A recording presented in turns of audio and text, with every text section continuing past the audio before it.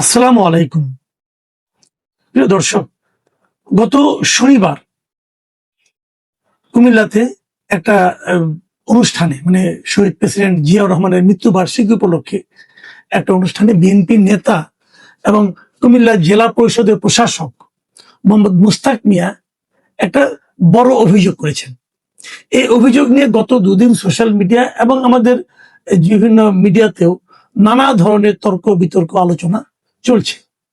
মুস্তাক মিয়ার অভিযোগটা ছিল যে অন্তর্বর্তীকালীন সরকারের আমলে কুমিল্লা জেলা পরিষদ যেটা আছে সেখান থেকে আসিফ মাহমুদ 15 কোটি টাকা নিয়ে গেছেন তাদের নিজস্ব রাজস্বের টাকা, আর হাসনাত আব্দুল্লাহ 10 কোটি টাকা নিয়ে গেছেন তার যার যার উপজেলার জন্য। এই হলো ওনার বক্তব্য। এই অভিযোগের প্রেক্ষিতে অভিযোগকে নিয়ে মোটামুটি একটা আলোচনা। উনি যে জিনিসটা বলেছেন সেই জিনিসটা আমি যদি হুবহু বলি, উনি বলেছেন আসিফ মাহমুদ 15 কোটি টাকা নিয়ে গেছে আমাদের নিজস্ব রাজস্বের টাকা, এবং আরেকজন হাসনাত আব্দুল্লাহ নিয়ে গেছে 10 কোটি টাকা। তো এটা হলো সমন্বয়ের অবস্থা। যখন এই ধরনের কথা উনি বলেন তখন এটা থেকে আপনি কি বুঝবেন? মানে মনে হবে যেন ওনারা ব্যক্তিগত ভাবে, ব্যক্তিগত প্রয়োজনে অথবা ব্যক্তিগত লাভের জন্য তারা এই টাকাগুলো কুমিল্লা জেলা পরিষদ থেকে নিয়ে গেছেন। মোটামুটি কিন্তু এ ধরনের একটা অভিযোগটা কিন্তু আসে। কিন্তু পরবর্তী সময় আমরা দেখলাম যে এই দুইজন নেতা, এনসিপির দুইজন নেতা, এনসিপির একজন দক্ষিণাঞ্চলের সমন্বয়ক এবং উনি বর্তমানে এমপি মিস্টার হাসনাত আব্দুল্লাহ, উনি দেবিদ্বারের এমপি, উনি ওনার ব্যাখ্যা দিয়েছেন। এবং আসিফ আহমদ সজীব ভুঁইয়া, উনি বর্তমানে এনসিপির মুখপাত্র হিসেবে কাজ করছেন। উনি ওই সময়ে স্থানীয় সরকার মন্ত্রণালয়ের উপদেষ্টা ছিলেন। উনি ওনাদের মতো করে একটা ব্যাখ্যা দিয়েছেন, এবং সেই ব্যাখ্যার পরে দেখলাম যে বিবিসি কে আবার মুস্তাক মিয়া, মানে বর্তমানে যিনি জেলা পরিষদের প্রশাসক আছেন, তিনিও নিজের মতো করে কিছু একটা বলেছেন। এবং সেখানে তিনি কি বলেছেন আমি দেখলাম, বিবিসি কে উনি যেটা বলেছেন সেটা আরেকটু যেন অন্যরকম হলো। যেমন উনি যে কথাটা বলেছেন যে প্রকল্পের মাধ্যমে স্পেশাল বরাদ্দ নিয়ে ওর এলাকায় বরাদ্দ দিয়েছে, এটা তো এভাবে দিতে পারে না। একটা উপজেলায় এত বরাদ্দ, আরেক উপজেলায় 5 লাখ 10 লাখ।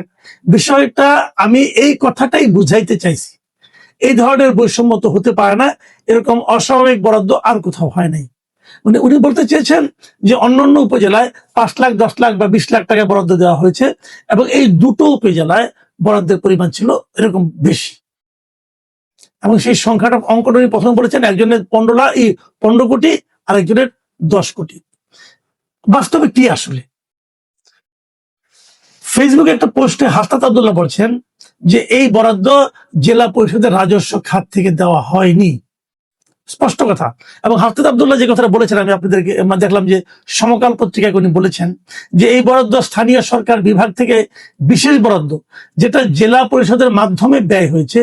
দেবিদ্বারকে 10 কোটি নয় 5 কোটি টাকা দেওয়া হয়েছে, যেটা এডিবি প্রকল্পের মাধ্যমে দেওয়া হয়েছে।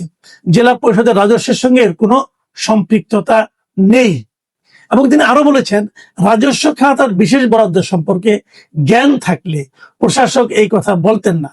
আর উনি এমন ভাবে বলেছেন মনে হচ্ছে টাকা আমরা নিজেরা পকেটে নিয়ে গেছি, অথচ দেবিদ্বারের বিভিন্ন কাজে এই টাকা বরাদ্দ দেওয়া হয়েছে। তাহলে বোঝা যাচ্ছে দেবিদ্বারের ব্যাপারটা। আর আসিফ আহমদ সজীব ভুঁইয়া কি বলেছেন, উনিও এই মানে যিনি আছেন মুস্তাক মিয়া তার বক্তব্যকে অভিযোগকে নাকচ করে দিয়েছেন। এবং উনি বলেছেন, আসিফ মাহমুদ বলেছেন, উনি এটা ক্লিয়ারলি রাজনৈতিক উদ্দেশ্যে বলেছেন। উনি তো আর কোনো সরকারি কর্মকর্তা বা সরকারের দায়িত্বশীল কেউ না, উনি বিএনপি নিয়োগকৃত একজন প্রশাসক। এবং তিনি আরো বলছেন যে কোন অর্থ এডিপি আর কোন অর্থ রাজস্ব এটা জানতে হবে। আমি মন্ত্রণালয় থেকে সব উপজেলায় বিশেষ বরাদ্দ দিয়েছি, কুমিল্লা জেলা পরিষদের মাধ্যমে মুরাদনগর ও দেবিদ্বারেও বরাদ্দ দেওয়া হয়েছে। এসব টাকা বিভিন্ন উন্নয়ন প্রকল্পে বিধি মোতাবেক ব্যয় করা হয়েছে, যার নথি জেলা পরিষদে আছে। দেখুন এখন আপনি বিরোধটা কোথায়? এক নম্বর হলো মোস্তাক মিয়া সাহেব যে কথা বলেছেন সে কথা উনি নিজে আবার একটু নড়চড় করছেন। উনি বলছেন যে এই দুটো উপজেলায় বেশি বেশি বরাদ্দ দেওয়া হয়েছে, এটা ঠিক হয়নি। আর অর্থের পরিমাণ নিয়েও প্রশ্ন আছে। মোস্তাক মিয়া সাহেব বলেছেন যে আসিফ মাহমুদ সজীব ভুঁইয়া নিয়েছেন 15 কোটি টাকা এবং হাসনাত আব্দুল্লাহ নিয়েছেন 10 কোটি টাকা। এবং হাসনাত আব্দুল্লাহ এবং আসিফ মাহমুদ দুজনেই বলছেন উভয়ে নিয়েছেন 5 কোটি টাকা করে।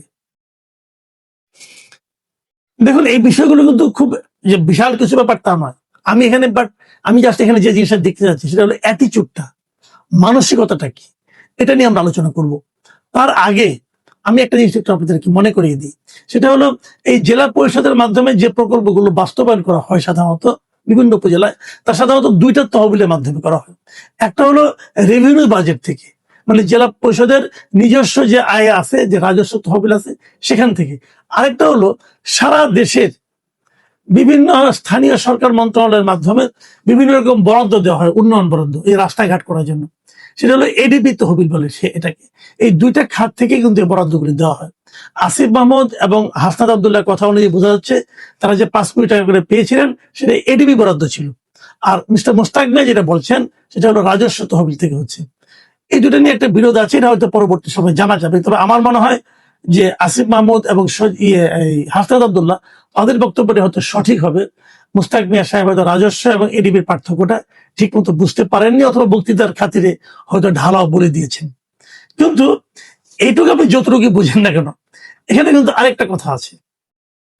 আরেকটা কথা কি, যে আসিফ মাহমুদরা যতটা নিজেদেরকে নির্দোষ মানে প্রমাণ করার চেষ্টা করছেন, বিষয়টা মনে হয় অতটা সহজ নয়। এই কারণে আমি আপনাদেরকে স্মরণ করে দিতে পারি, 2025 সালের সেপ্টেম্বরে দৈনিক প্রথম আলো পত্রিকায় একটা প্রতিবেদন প্রকাশিত হয়েছিল এবং সেখানে বলা হয়েছিল কুমিল্লার সড়ক ও অন্যান্য অবকাঠামো উন্নয়নে স্থানীয় সরকার প্রকৌশল অধিদপ্তর 2400 কোটি টাকার প্রকল্প দিচ্ছিল এবং তার মধ্য থেকে আসিফ মাহমুদের নিজ উপজেলা মুরাদনগরে 453 কোটি টাকা, আর হাসনাত আব্দুল্লাহ উপজেলার দেবিদ্বারে 336 কোটি টাকার বরাদ্দ রাখা হচ্ছে। এ ধরনের একটা নিউজ কিন্তু আমরা 2025 সালে অন্তর্বর্তীকালীন সরকারের আমলে প্রথম আলো পত্রিকায় দেখেছিলাম। তার মানে তারা নিজেদের উপজেলায় বাড়তি বরাদ্দ নেননি অন্যান্য উপজেলার তুলনায়, এটা মনে হয় ঠিক না। তারা নিজেদের উপজেলায় বাড়তি বরাদ্দ অবশ্যই নিয়েছিলেন, এটা আমরা মোটামুটি বুঝতে পারি। এটা নিয়ে তখন বেশ আলোচনা হয়েছিল এবং এমনও বলা হয়েছিল তাদের যারা বন্ধু বান্ধব আছেন, যেমন নাহিদ ইসলাম অথবা আরো যারা আছেন, তাদের যে সমস্ত নির্বাচনী এলাকা সেখানেও কিন্তু এরকম বাড়তি বরাদ্দ দেওয়া হয়েছিল অন্যান্য উপজেলার তুলনায়। এটা হতে পারে, এটা অস্বাভাবিক না, এবং আমার মনে হয় এটা হয়েছিল। প্রশ্ন হচ্ছে এই হওয়াটা কি ঠিক কিনা, যে কথাটা নাকি হাসনাত আব্দুল্লাহ পরবর্তী সময় বলেছেন যে টাকা যদি নিয়ে থাকি সেটা তো আমি আমার পকেটে ভরিনি, সেটা তো আমার ব্যক্তিগত প্রয়োজনের জন্য নিইনি, সেটা আমি আমার এলাকার উন্নয়নের জন্য নিয়েছি। এই কথাটা একদিক দিয়ে শুনতে ভালো শোনা যায়, কিন্তু আরেক দিকে আমার এটা প্রশ্নটা হয়, আপনি কি কেবল আপনার এলাকার জন্যই করবেন? একজন এমপি যখন নির্বাচিত হন তখন কি ওনার দায়িত্ব থাকে নিজের এলাকার উন্নয়ন করা? এটাই কি? না, আদর্শগতভাবে তা নয়। আদর্শগতভাবে উনি একটা এলাকা থেকে নির্বাচিত হয়েছেন বটে, কিন্তু উনি আসলে সারা দেশের কথাই ভাববেন। এবং ওই এমপি যখন মন্ত্রী হয়ে যাবেন, মন্ত্রীর পদমর্যাদায় কোনো ব্যক্তি হবেন, যখন তার হাতে বরাদ্দ দেওয়ার ক্ষমতাটা থাকবে, তখন উনি নিজের এলাকার জন্য করবেন, এটা ঠিক না। উনি পুরো দেশের জন্যই করবেন। এটাই তত্ত্বগতভাবে এটাই হওয়া উচিত, কিন্তু এটা আমরা কখনোই দেখি না। এই দেশে আমরা কখনোই এরকম দেখিনি। আমরা এর আগের আমরা দেখেছি যখন হাসিনা সরকার ক্ষমতা ছিলেন, তারা গোপালগঞ্জের জন্য একচেটিয়া সব করে গেছেন। গোপালগঞ্জের লোকদের খুব ভালো ভালো পোস্টিং হতো, গোপালগঞ্জে অনেক উন্নতি হতো, সেই উন্নতি নিয়ে কোনো আলোচনা হতো না। এরকম অনেক কিছু আমরা দেখেছি। আবার তার আগে দেখেছি যখন খালেদা জিয়া ক্ষমতা ছিলেন তখন ওনাদের এলাকায় যেমন বগুড়া, লক্ষ্মীপুর, এই সমস্ত এলাকায় আমরা দেখেছি প্রচুর উন্নয়ন কাজ হতো, ওটা নিয়ে কোনো আলোচনা হবে না। আমরা যখন কোনো একজন মন্ত্রীকে পাই, সেই মন্ত্রী নিজের যেখানে নির্বাচনী এলাকা সেখানে উনি প্রচুর কাজ করেন, এবং এই কাজগুলি যে অপ্রয়োজন আমি তা বলছি না, কিন্তু আমার কথাটা হলো কি, আপনি তো গরিব দেশ, গরিব সরকার, যা কিছু উন্নয়ন কাজের জন্য বরাদ্দ থাকবে সেটা তো একটা সমবন্টন হওয়া উচিত। আপনি যদি নিজের এলাকার জন্য বড় অংশটা বরাদ্দ দেন তাহলে কি হয়? তাহলে মনে করা যেতে পারে যে আপনি সরকারি অর্থ ব্যয় করে নিজের নির্বাচনী কাজের জন্য, নির্বাচনী বৈতরণী পার হওয়ার জন্য, আগামীতে নির্বাচিত হওয়ার জন্য ইনভেস্ট করছেন। এটাকে আপনি ঠিক করছেন? এটা আপনি ঠিক করছেন না। এই যে এই সমস্ত প্রশ্নগুলি কিন্তু উঠে, কিন্তু এগুলি এতটাই বেশি হয় আমাদের দেশে যে এগুলো অনেকটা স্বাভাবিকের পর্যায়ে পৌঁছে গেছে। অনেক এলাকায় মানুষকে আমি বলতে শুনেছি এবার আমাদের এলাকায় একজন মন্ত্রী পেলাম, এবার যদি কিছু উন্নতি হয়, কিছু উন্নয়ন হয়। কারণ তার মানে ভোটারদের মধ্যেও এই ধরনের একটা প্রত্যাশা থাকে যে আমার এলাকায় উন্নয়নটা বেশি হবে। এবং তারপরে কি হয়, তারপর যেটা হয়, যখন নতুন সরকার আসে তখন কিন্তু এই যে স্বাভাবিক ঘটনাগুলো, এগুলোর উল্টোটা আবার ঘটতে থাকে। নতুন সরকার তার এলাকায়, নতুন মন্ত্রীরা তার এলাকায় এই কাজগুলি করতে থাকেন, যার ফলে কোনো কোনো এলাকা সবসময় অনুন্নত থাকে, কোনো কোনো এলাকা মন্ত্রীর চাপে উন্নত হয়ে যায়। এরকম ঘটনা আছে। আসিফ মাহমুদ সজীব ভাইও এই একই কাজ করেছেন উনি যখন দায়িত্বে ছিলেন। এটা নিয়ে বড় বড় কথা বলে লাভ নাই ভাই, এটাই বাস্তবতা। এখন আমি যে প্রশ্নটা করব, অন্য মন্ত্রীরা করেন, কিন্তু আমার প্রশ্ন হলো যে আসিফ মাহমুদ সজীব ভাইয়া, হাসনাত আব্দুল্লাহ, ওনারা কেন করবেন? কারণ ওনাদের ব্যাপারে আমাদের আপত্তির জায়গাটা হলো এই জায়গাটাতে। আপনারা তো বৈষম্য বিরোধী আন্দোলনের মাধ্যমে এসেছেন। আপনারা তো সবসময় বলেছেন যে বৈষম্য চলবে না, সবার জন্য সমানভাবে দেখতে হবে। তো আপনি তো আপনার এলাকার জন্য বৈষম্য করছেন। আপনি অন্য এলাকাকে ক্ষতিগ্রস্ত করে আপনার এলাকায় আপনি বেশি উন্নয়ন করছেন। কেন করছেন? তখন আপনার শখ আছে, আপনার খায়েশ আছে আগামীতে এই এলাকা থেকে নির্বাচন করার। আসিফ মাহমুদের যে মুরাদনগর থেকে ইলেকশন করার খায়েশ ছিল, এটা তো সবাই জানে। উনি তখন বলেছেন, ওনার বাবা বলেছেন, উনি পরে করেন নাই, অনেক হিসাব নিকাশ করে দেখেছেন। ওখানে বিএনপি যিনি প্রার্থী, এই ভদ্রলোকের এত জনপ্রিয়তা যে ওখান থেকে পাশ করা ওনার পক্ষে এই 450 কোটি কেন 4,500 কোটি টাকা দিলে উনি পাশ করতে পারবেন না। কারণ ওখানে বিএনপি যিনি প্রার্থী, যে শাহ মোফাজ্জল হোসেন কায়কোবাদ, যিনি এখন ধর্মমন্ত্রী আছেন, ওনার জনপ্রিয়তা মানে আসলে তুলনাহীন জনপ্রিয়তা। এলাকার মানুষ ওনাকে এত ভালোবাসেন। তো সেখান থেকে তিনি পারবেন না পারে উনি চুপ করে গেছেন। তারপরে একবার আশা করছিলেন যে ঢাকা থেকে করবেন, তাও শেষ পর্যন্ত করেননি। ভাই, আপনি কত বড় নেতা সেটা এনসিপি জানবে, সাধারণ মানুষ কিন্তু ভোটের বাজারে জানবে না। এর জন্য অন্য কিছু করতে হবে। যা হোক, শেষ পর্যন্ত উনি নির্বাচন করেননি, কিন্তু উনি চেষ্টা করেছিলেন, এবং চেষ্টার অংশ হিসাবে অতিরিক্ত বরাদ্দ, যেটা নাকি অন্য উপজেলায় নাই, তার চেয়েও বেশি বরাদ্দ, এবং আমি বলবো ওই সময় সর্বোচ্চ বরাদ্দ ওনার উপজেলাতে হয়েছিল বলে কিন্তু আমরা প্রথম আলোর রিপোর্ট দেখতে পেলাম। কাজেই আপনারা একেবারে মানে বৈষম্যহীন সমাজ প্রতিষ্ঠার জন্য কাজ করেছিলেন, এমন ধারণা দেওয়ার চেষ্টা দয়া করে করবেন না। আপনারা চেষ্টা করেছেন, কিছু কিছু এরকম করেছেন অনিয়ম, আমি এটাকে অনিয়মই বলবো। আপনি দেখলে সবার জন্য সমান দেখবেন। আপনি তো বলবেন যে আমার এলাকায় ব্রিজ বেশি নষ্ট হয়ে যায়, আমার এখানে বেশি লাগবে, সেটা তো এক্সেপশন। কিন্তু আপনার এলাকাতে সেই এক্সেপশনটা যখন ঘটবে, তখন কিন্তু মানুষ সন্দেহের চোখে তাকাবে। আমি বিপরীত দিকে আমি মোস্তাক মিয়া সম্পর্কে দুইটা কথা বলতে চাই। ভাই, আপনারা এখন নতুন ক্ষমতায় এসেছেন, এসেই যে আপনি মানে মুখস্থ কথাবার্তা বলেন, মুখস্থ অভিযোগ করেন, এটাও আবার ঠিক না।